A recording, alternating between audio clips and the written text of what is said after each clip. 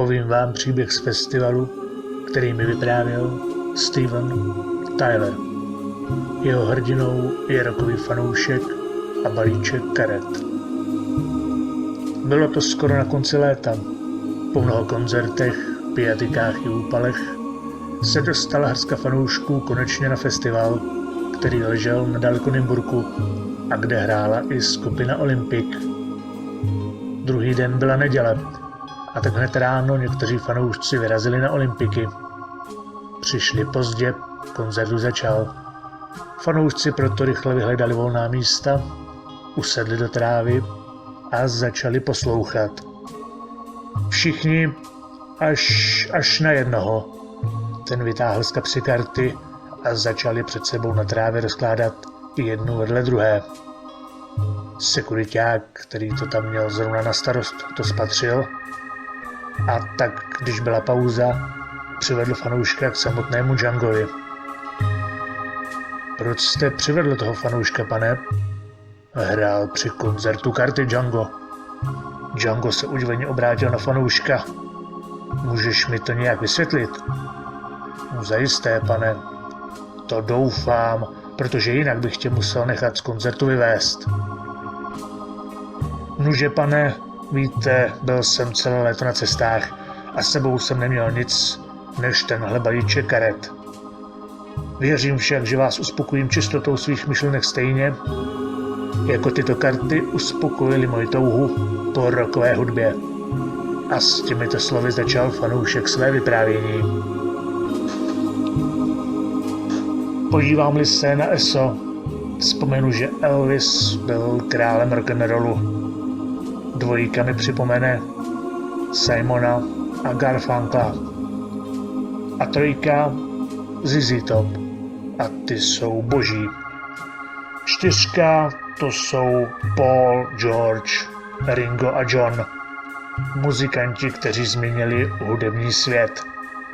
S pětkou vzpomenu na 5 faninek kabátů, které si šly po koncertu pro podpis. Bylo jich vlastně 10, ale jen 5 bylo moudrých a ty naštěstí utekly. 6 znamená, že za 6 dnů napsal Freddie Bohemskou rapsodii a 7 den, kdy odpočíval po své práci. Vidím-li 8, vzpomenu na 8 lidí, které jsem potkal v Praze na Václaváku. Byli to John Bon Jovi a jeho žena, jejich 3 synové a jejich milenky. 9 mi připomene poblité fanoušky 3 sester, které jsem očistil. I těch bylo 10, ale 9 z nich mě ani nepoděkovalo. 10 má pak stejně bodů, jako máme dohromady prstů na rukou, kterými nás Bůh obdařil, abychom mohli hrát na hudební nástroje, nebo alespoň tleskat do rytmu. Král mi připomene opět jedinečného Elvise, královna blahoslavenou Janis Joplin a spodek je Ozzy. A Ozzy, pane, to je ďábel. Sečtu-li body na všech kartách, dojdu k číslu 365, stejně jako je dohromady roků členů skupiny Rolling Stones.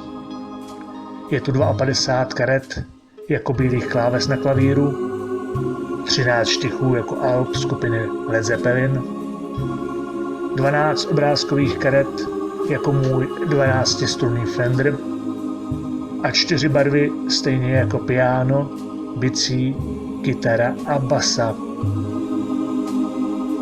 Jak vidíte, pane, můj balíček karet mi posloužil stejně jako rocková bible, notová knížka i itinerář.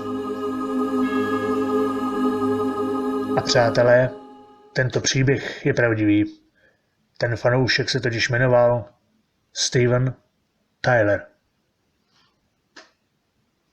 Co pak jsme zájezd komiků?